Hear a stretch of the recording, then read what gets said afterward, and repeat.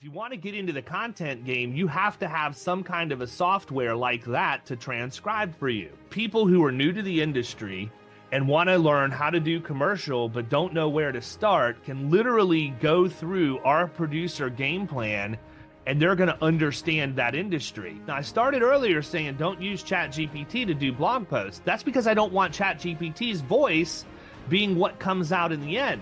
But when it's my voice that's going into ChatGPT, when it's using the transcription of what I did, it's my voice that comes out. It's not that much of a change. There may be some differences, but they're not major. And now with ChatGPT, you have to have version 4. You can't do this in 3.5. You're going to have to come off your wallet and pay the $20 a month. What are the questions as a producer that I can ask a plumbing company around the risk management tactics they should have employed for physical risk in their operation? Where I say, please create a case study of a company who hired a risk management consultant who recommended they implement a formal fleet safety program. The plumbing company decided to invest in the program and had a positive outcome.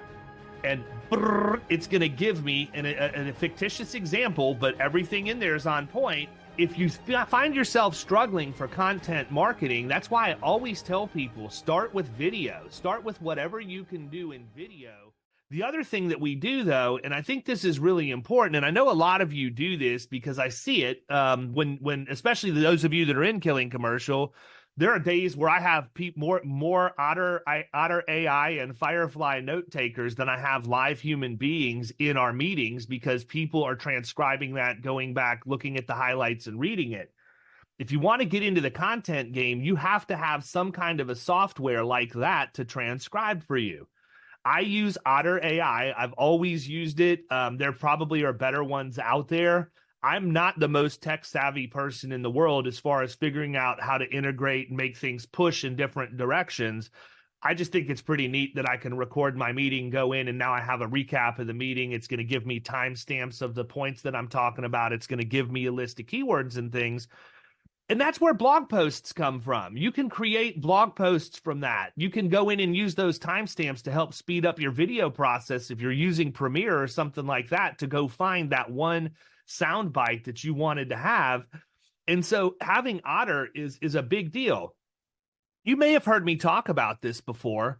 I don't talk about it a ton publicly because I'm trying to keep it a little bit of a surprise, but it also, I'm telling on myself because we've been on a little bit of a hiatus. We just haven't, it's like going to the gym, people. If you skip one day, next thing you know, you wake up looking like this 3 years later. So the same thing happens with content creation. Carpool Closer, we skipped one day, and it's been like 2 months since we've done one. And I told Grayson, again, April 1 is the deadline. We got to get back on and get Carpool Closer out every day because the intent behind Carpool Closer is several-fold. Number one, it's for my son, who's going to be a commercial producer, or is a commercial producer, to ask me a question about what a producer does or how they approaches something, and me to answer that on the way to work every day. And we can get 4 to 5 questions done and recorded every single day. And as he was asking me questions one day, I was like, we ought to record this and just put it on YouTube. I think other people would benefit from it. And that's how Carpool Closer got started. But as we continued to do it and we consistently, published it, we have a couple hundred of them done. My goal was, let's take this thing, let's do 365 of them. And if we want to keep going, we will. But at 365, the intent was we'll take all of these short form videos, we'll transcribe them using AI, and I'm going to use that to create a daily sales reader for producers that's going to be the next book that I publish. I get the pleasure of publishing my next book with my oldest son. We're both going to be the authors of it, but we're going to use AI to transcribe that. And then that way, if you're a new producer and you want to jump on the bandwagon of learning, every day when you wake up, you can read that day's lesson, and it's going to be the transcription of what we had in Carpool Closer cleaned up and then embellished on it, because I can then add to it if I didn't, because for reels and shorts, you got to try and keep them at around a minute. If I want to expand on that topic, I can. The other cool part of that is, if I wanted to, I could take that and I could read that book as an audio book, but make it a daily podcast where I could expand even more and make it like a 5 or 10 minute thing where Grayson and I are talking in greater depth about that and release that, not necessarily as part of Power Producers, but as its own deal. But all of that starts with the fact that we recorded content and we used machine learning to help us transform that into other formats. The other thing you can do is you can use it for blog posts. I could take this webinar right now that we're talking about, this first hour, and when I'm done, I can take that transcription from Otter AI. I'd run it into Otter, get the transcription. And honestly, Zoom has its own transcription service now. For those of you who don't want multiple products, you can just transcribe right in Zoom. But then I can take that and I can upload that into ChatGPT, and I can use the prompts to tell ChatGPT that you're a commercial insurance trainer who takes time to explain to other people the tactics you're using inside your agency. Recently, you conducted a webinar on how you use artificial intelligence to give you a leg up on your competition during the day. Please use the information provided below and reword it to create a concise blog post that addresses the topic.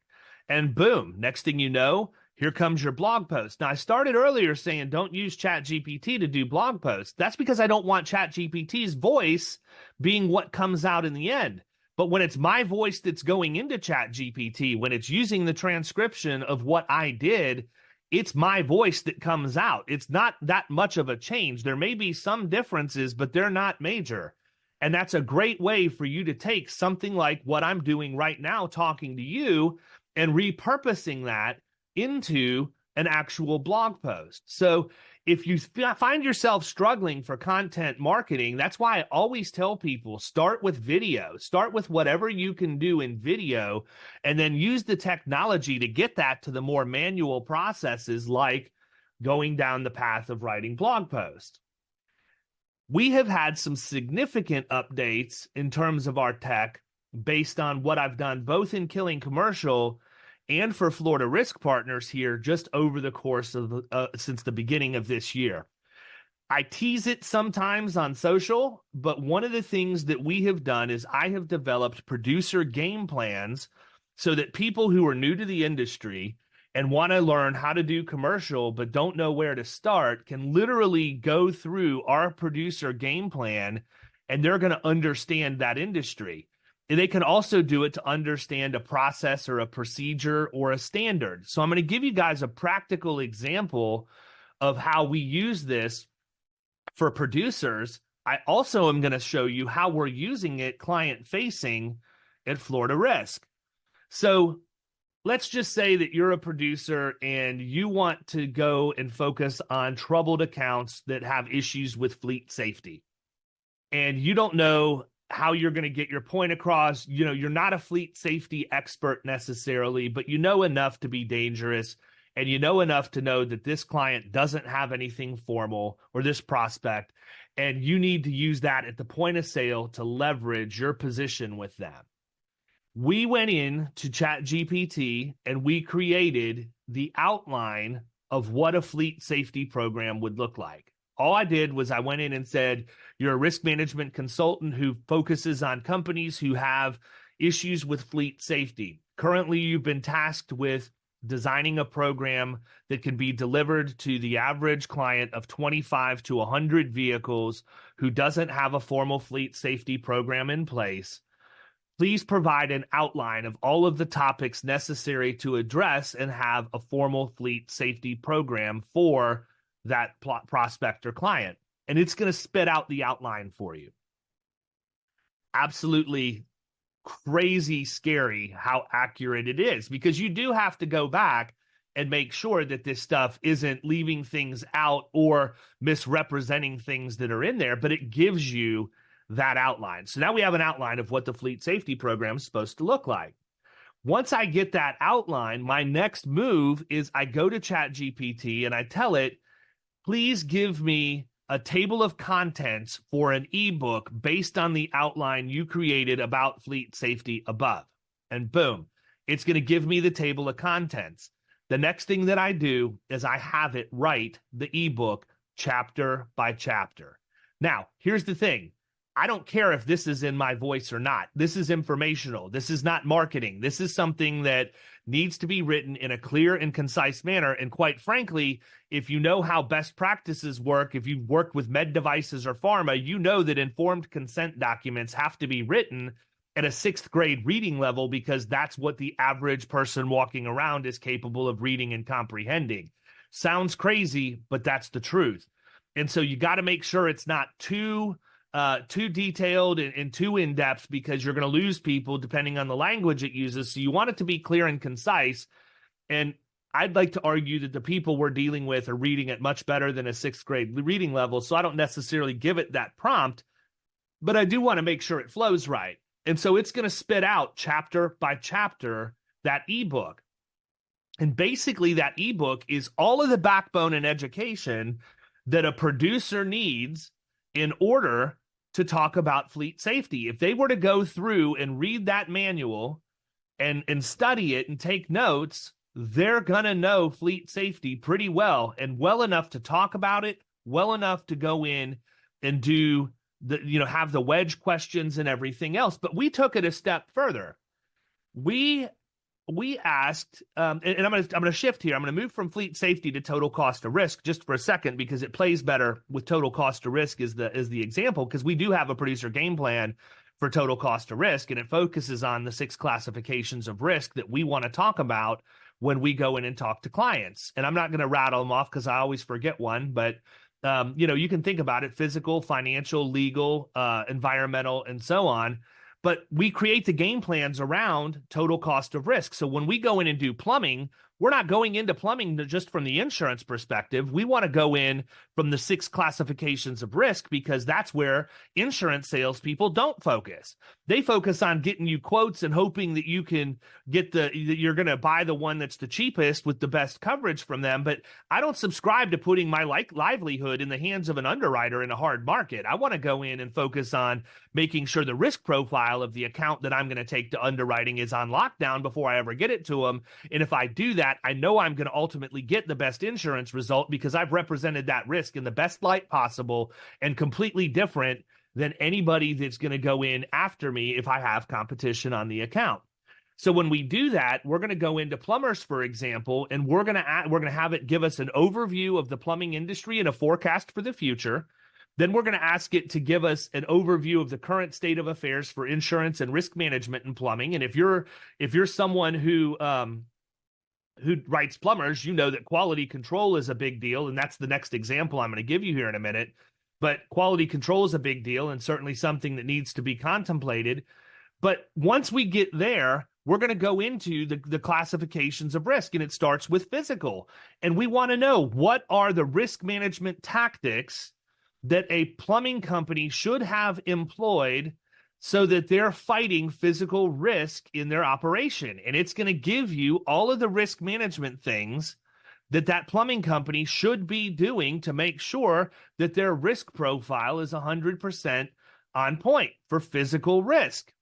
The next thing that I ask it to provide in the game plan is, what are the questions as a producer that I can ask a plumbing company around the risk management tactics they should have employed for physical risk in their operation? And it's going to give me a list of 20-some questions that are going to be around what the risk management tactics are for physical risk in the operation. It's a no-brainer, right? The next question we're going to ask it is, what are the insurance coverages that should be in place to combat physical risks in a plumbing company? And then the next one is, what are the questions I can ask around the insurance coverages that should be in place? And then we're basically giving you an outline of what they should be doing, and then giving you a list of the questions that you should ask to drive a wedge or poke for the weak spot in the fence around the coverage, around the risk management tactic, or whatever else. The next thing that we have it do is we ask it to provide us a list of claim scenarios for plumbing companies around physical risk, so it can give us a list of claim scenarios. And all I want in this portion of it is, I just want a quick and dirty list, so I can have quick examples that I can give. From a marketing perspective, though, as part of what we've done for the producer game plans, is we create marketing slicks around claim scenarios. So when we find the ones that catch our attention that make more sense to bring up at the point of sale, we can ask ChatGPT to drill down and give a more detailed explanation of the claim scenario, put a couple graphics in there, brand it for Florida Risk Partners, and now that goes in our presentation. It can go into our marketing drop folder or whatever else, but it is scary accurate, the information that this thing puts out. I, again, will put the disclaimer, you got to make sure that you're reviewing it for accuracy, but it's pretty darn good right out of the box. I'm going to jump back to fleet safety now because I think that this applies more there. And by the way, welcome to the inside of my head. This is what adult diagnosed ADHD looks like when it manifests itself. But from a fleet safety standpoint, the other thing we want to do is we want to have case studies. I want to have a case study. So if I'm getting pushback from a prospect, I have something I can show them. And so I can even do fleet safety specific to the plumbing company or the plumbing industry, where I say, please create a case study of a company who hired a risk management consultant who recommended they implement a formal fleet safety program. The plumbing company decided to invest in the program and had a positive outcome. And it's going to give me a fictitious example, but everything in there is on point, of a plumbing company that had somebody like me come in, recommend that they put a formal fleet safety program in, pre-hire driver selection criteria, pre-hire road test, vehicle inspection, all of those things. And it's going to talk about what they did, what the ROI was, how it helped them become more profitable, lower insurance premiums, be able to have better margin, lower prices, to be more competitive in the marketplace, and all of that stuff. And then I do the flip side. I go in and I say, please create a case study of a plumbing company who hired a risk management consultant to come in who recommended fleet safety. The company chose to ignore the advice and as a result did not implement fleet safety, resulting in a negative consequence for the company. And it's going to basically give you one where the company ends up going out of business because they have claims and accidents and everything else. All of that stuff is really, really cool, right? So you go into the point of sale and you talk to your prospect and they're all on board. Oh, we want this. We want fleet safety. We want to do this. We want to do that. Now the problem becomes, how do you deliver that? Because I don't feel like the average producer is qualified or should be going in and building a fleet safety program for a client or a prospect. I feel like we can hold their hand. I feel like we can help them. I mean, I believe in that so much. That's why Abby O'Brien works here. She is the risk management practice leader for Florida Risk, and you're going to hear from her at noon today when we go through our tech stack. But she's really the accountability partner for our clients, and she's the watchdog for me, because if I'm going to invest in delivering these kind of resources to a client, I want to make sure that they have skin in the game, and we can have a whole different conversation about that on a different day, about how you set that up at the point of sale and make sure they're going to commit before you commit, so that you don't end up bringing an account on board and next thing you know, it's always a turf war fighting for them to do what you told them they needed to do originally and what you quite frankly may have represented underwriting. And so I want to talk about that because I think it's really important. So the way that I do that is I take the fleet safety manual that we've created, and now with ChatGPT, you have to have version 4. You can't do this in 3.5. You're going to have to come off your wallet and pay the $20 a month, but it has several plugins, and one of those is AI PDF, where you can upload a PDF. If the PDF is too big, you have to use My AI Drive and then take the link from My AI Drive and put it into the prompt window. But regardless, you can get the information from that fleet safety manual in there. Now, we want to teach our clients to do this, and I want them to customize it to something they know they can commit to, but is still in compliance with what we're looking for. And so I'll upload that however I get it into ChatGPT, and I'll say, please use this document to create a 12 or a 15-week, depending on how many chapters there are, a 12 or 15-week email drip campaign with a homework assignment attached, with the end goal being that the prospect creates a fleet safety program at the end of the process, and it's going to give me the list. Here's the email, here's the homework. And now I've got my framework for a drip campaign that we can run through HubSpot, shoot out to our clients, and we know when it's getting opened. We know that they're doing the things they need to do.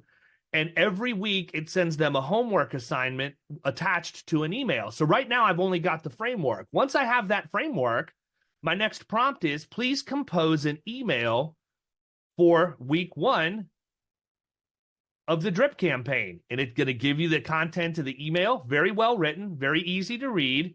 And my next prompt is, please create the content for the homework assignment to be placed into a PDF and attached to the email. And now it's going to give them step-by-step instructions for what that task is for that week. We brand that for Florida Risk. It gets attached to the email address. You may want to host it. Like if you're a HubSpot, I'm going to be transparent here. I don't know if we're doing it as an attachment or if we're doing it as a link, because I don't do that into the business. Mr. Lefevre handles that, and Abby has worked with him 100%. So it very well may be that we're hosting that asset on HubSpot like we do with our 12-month solicitation calendar, and they click a button to get it, and that way we can record that they actually, did the call to action and downloaded the assignment. But now they can do that one thing. It might take them 15, 20, 30 minutes, but if they can commit to that once per week, at the end of 12 to 15 weeks, however long I've set up the campaign, they have now built their fleet safety program. The other thing I like about this, and this is very important for you to pay attention to, is it makes the account sticky, because Abby's going to be on them like white on rice. She has been tasked for all of our clients that we've brought on for whatever process. I mean, and by the way, this isn't just limited to fleet safety. We've got it for return to work, pre-injury management, drug-free workplace. We have these programs for all of this. So all you killing commercial slackers out there that I see on here, if you've not been in to the war room and seen all of this stuff, you likely don't even know it exists. But the other thing I'm going to tell you is, I had a VA go in earlier this week and create a spreadsheet, because part of my problem is I got better at this as I went along. And so the most recent game plans have like all of these resources and assets with them, and the early ones don't. So while the other presenters are talking, I'm going to be working on my computer trying to get that spreadsheet knocked out so that we have equality in every single game plan that's in there. But just know that if it's not done, today, it's going to be in there here in the next 5 to 7 days. It'll be completely wrapped up. But Abby can go in, and it's a touch point. I want her following up. I want her having a standing meeting. It could be 15 minutes. It could be 30 minutes, but I want her to review the work product that was done. She's perfectly qualified to do that. She has a master's degree in risk management from Florida State and knows this stuff like the back of her hand. She can hold them accountable to make sure it's done. She can answer questions they may have about the upcoming week's homework, because they should have had it by then. And we can keep that person on task. And we're still playing around with it, but so far so good. We're not having a problem getting those meetings scheduled, and it's driving amazing results for our clients. So we've created the guide. We've created the list of questions. We've created an email drip campaign that we're delivering to our clients. We've created the homework assignment that goes with that, that if they complete that every single day or every single week when it comes out, they're going to have the desired end result.